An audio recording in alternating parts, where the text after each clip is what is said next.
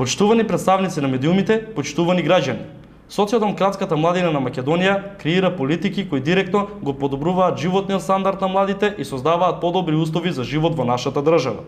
За тоа говорат мерките и политиките кои се спроведени од страна на владата, предводена од СДСМ и кои во наредниот период дополнително ќе се зголемат и надградат. 40.000 активни студенти секој месец на својата сметка ќе добиваат по 2.400 денари за субвенциониран студентски оброк. Со растот на стипендиите и средствата од студентскиот оброк го јакнеме студентскиот стандард. Законот за младинско учество и младински политики предвидува формирање на локален младински совет во секоја општина. Локалниот младински совет е тело кое има соодветна и застапувачка улога од делокругот на младинските прашања и политиките на општините. Повеќе и поголеми стипендии за ученици кои се дел од стручното образование.